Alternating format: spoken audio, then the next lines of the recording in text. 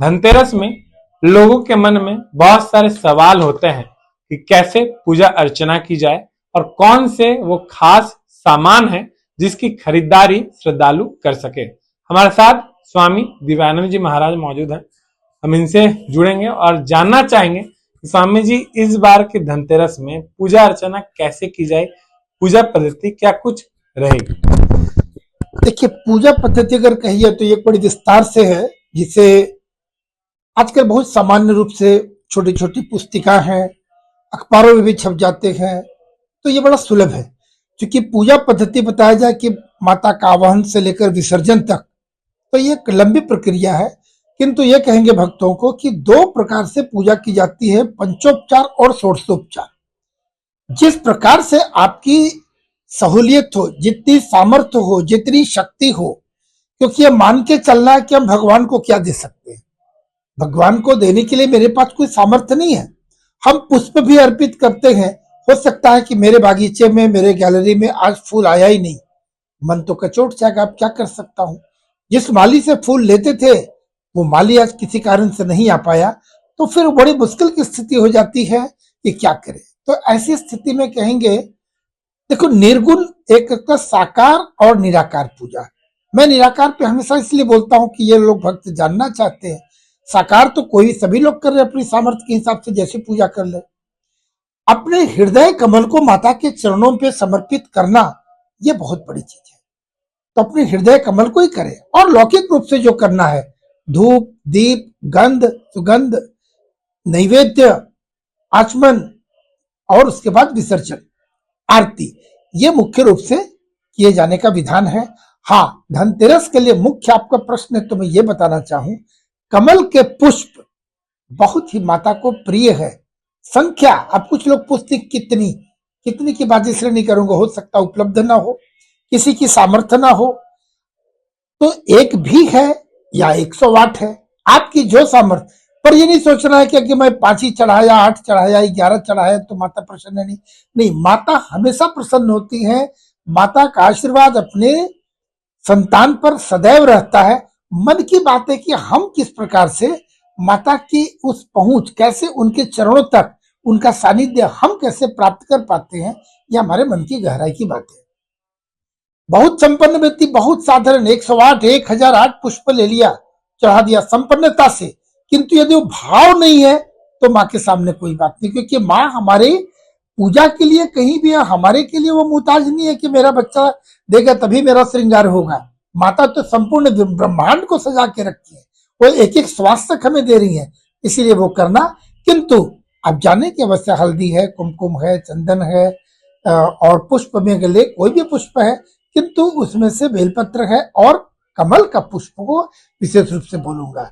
धनतेरस में आप देखेंगे, धनतेरस से दीपावली की पूजा में एक पोटली भी चढ़ाते हैं। उस पोटली में कई प्रकार की सामग्री होती है, किंतु साधारण में बता रहा हूं, हमारे तंत्र के दृष्टिकोण से इसमें कई प्रकार की सामग्रियां हैं जो दुर्लभ है और जो सर्व सामान्य को उपलब्ध भी नहीं होता है। किंतु उसमें सरसों है, धनिया है, हल्दी की गांठ है, कमलगट्टा है, सिक्का है, इन चीजों को लेकर, दूब है, ये लेकर पोटली को माता की, महालक्ष्मी की पूजा करके, और उसके बाद उस पोटली को अपने अलमीरा में, तिजोरी में रखा जाता है। उसमें सालों भर स्थिर लक्ष्मी की प्राप्ति होती है। अब इस प्रश्न पर भी बोलूंगा कि देखिए, पूजा करने का समय की भी बात है। किस समय? प्रदोष काल।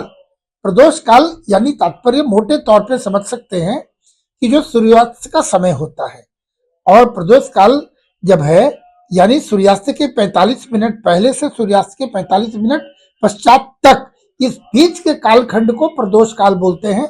इसी समय गोधूली बेला, संध्या काल, दैनिक संध्या आरती करने का विधान है। तो प्रदोष काल में भी पूजा करने का बहुत विधान है। और इसके अतिरिक्त 12 राशियां हैं।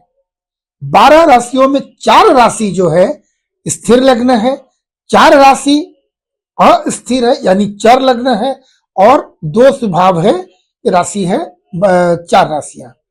हम बात करेंगे 4 राशि जो स्थिर लग्न है, यानी सबसे पहला जो प्रातः काल मिलता है इस समय में, दीपावली इस सीजन में लगभग अक्टूबर नवंबर के समय में, क्योंकि ग्रहों के चाल से ये बदलता रहता है समय, तो इस समय ये लगभग प्रातः काल में वृश्चिक लग्न मिलता है।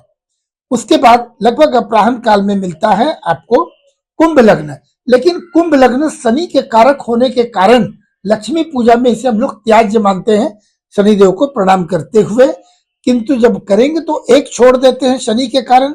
उसी प्रकार से वृश्चिक, वृषभ और सिंह लग्न, इन 3 लग्न में स्थिर लग्न है। स्थिर लग्न में पूजा करने से स्थिर लक्ष्मी की प्राप्ति होती है। आइए, आपके मन में प्रश्न आएगा, भक्तों के मन में, कि इस बार जो हम लग्नों की बात कर रहे हैं तो कौन से लग्न में कितने बजे आता है। तो सबसे पहले बता दूं, जो वृश्चिक लग्न है प्रातः 8:35 में लगेगा, जो कि 10:51 तक रहता है। यानी 8:35 से 10:51 के मध्य यदि प्रातः काल पूजा करते हैं तो अच्छी बात है। किंतु स्मरण रहे कि उस समय त्रयोदशी तिथि इस बार के धनतेरस में नहीं पड़ रहा है। आपकी इच्छा, अगर आप सुलभ है तो करें, अन्यथा इसके बाद वाले लग्न में। जैसा आपको बताया था कुंभ लग्नों की छोड़ने की बात, मैं जानकारी के लिए बता दूं, 2:45 से 4:15 तक कुंभ लग्न है, जिसे हम लोग प्रयास करते हैं कि ना लें। उसके बाद आती है संध्या काल में, जो सर्वसाधारण के लिए सर्व उपयुक्त और सभी प्रकार से सुलभ है, वह है वृषभ लग्न। वृषभ लग्न 7:21 संध्या, सुन ले फिर से, 7:21 से लेकर 9:16 के मध्य वृषभ लग्न में पूजा की जाए, स्थिर लक्ष्मी आपके घर पे विराजमान होंगी, यह माने। और अंतिम लग्न सिंह लग्न होता है स्थिर लग्न में। इसे भी बड़ा स्ट्रॉन्ग, मजबूत लग्न मानते हैं। सामान्यतः व्यापारी वर्ग इसमें करने की चेष्टा करते हैं, और जो जिस प्रकार से कुछ लोग बहुत ज्यादा इसे मानते हैं, जिसे समझते सजग है, वो सिंह लग्न में करते हैं। वो हमेशा अर्धरात्रि यानी निशित काल पूजा होता है। वो इस बार 1:49 1:49 से लेकर 4:02 इस समय का काल, इस समय होगा आपको सिंह लग्न में पूजा। 2-3 बात और बता देना चाहूंगा आपको कि देखिए, धनतेरस की बात कर रहे हैं आज। यह पंच महापर्व है।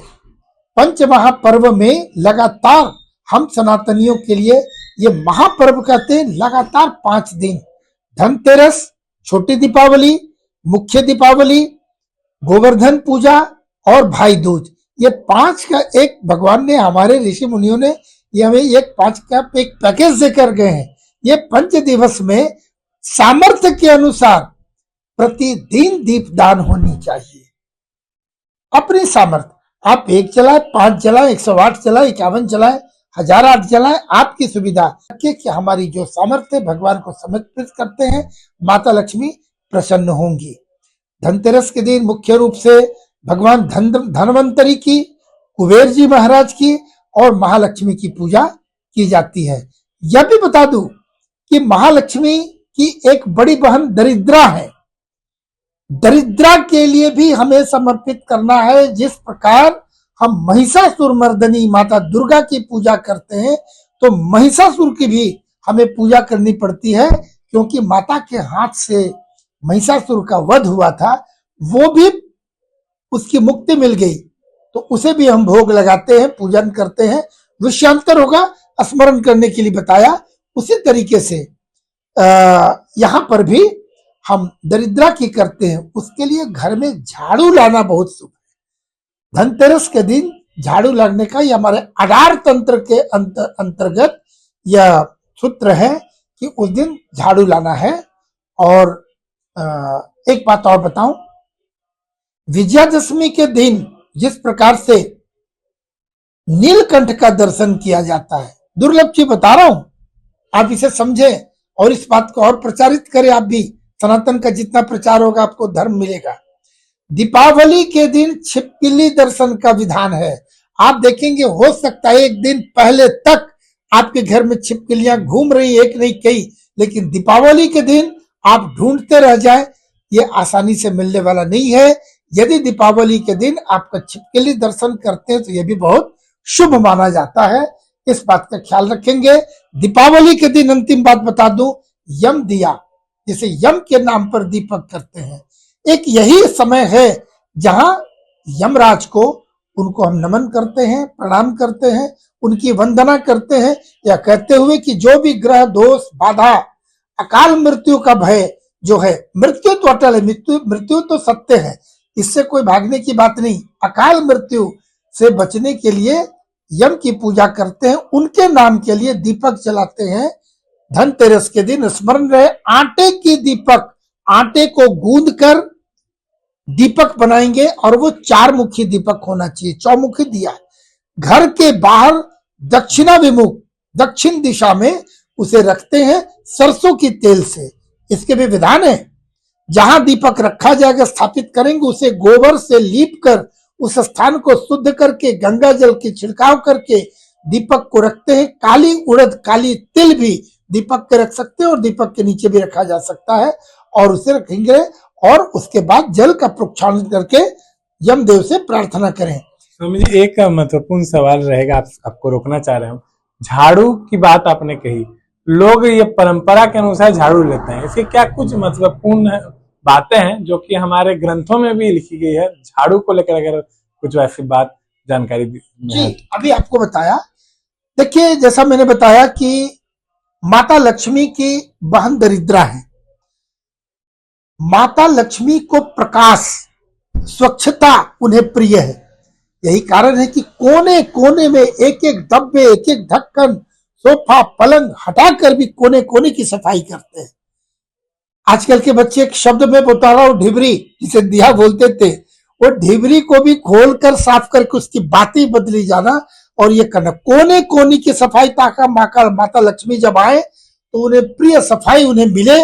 और रोशनी, रोशनी का त्योहार है, जितनी ज्यादा हम प्रकाशमय कर सकते हैं, ज्यादा से ज्यादा प्रकाश। ठीक इसके विपरीत दरिद्रा को अंधकार और गंदगी प्रिय है, तो गंदगी करे उसका यंत्र साफ करने का झाड़ू है। इसीलिए सांकेतिक हम झाड़ू लाते हैं ताकि दरिद्रा वो दूर हो और माता लक्ष्मी का आगमन हो। एक सवाल रहेगा स्वामी जी, जो कि हर हिंदू धर्म मानने वाले लोग हमसे ही पूछते हैं, धनतेरस में क्या कुछ सामान खरीदना चाहिए और क्या कुछ नहीं खरीदना चाहिए? क्या खरीदे धनतेरस के दिन, वो तो मैं अवश्य बताऊंगा, किंतु बहुत प्रमुखता से बोल रहा हूं। स्मरण रखें, धनतेरस के दिन वाहन तो बिल्कुल ना खरीदें। आजकल होड़ चल गई है, धनतेरस को पहले से बुक करके रखते हैं और धनतेरस के दिन वाहन खरीदना। वाहन मानी लोहा, और इस बार शनिवार के दिन धनतेरस पड़ रहा है। शनि से संबंधित कोई भी चीज लक्ष्मी पूजा में उपयोग नहीं करते। लेना है कांसा, सोना, चांदी, कांसा, पीतल, तांबा, कई चीजें हैं। आप सिक्के ले आए, भगवान की प्रतिमा, मूर्ति लाएं, पूजन सामग्री लाएं, घर के बर्तन लाएं, मिष्टान लाएं, सिक्के लाएं, गिन्नी खरीदें, बहुत सी चीजें।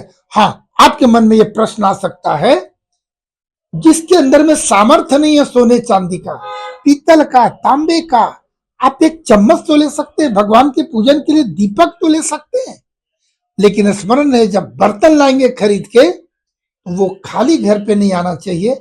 मिष्टान भी खरीदेंगे और उस बर्तन में मिठाई डालकर, मिठाई रखा हुआ बर्तन ही घर लाए, खाली बर्तन घर पर मत लाना, इस बात को स्मरण रहे।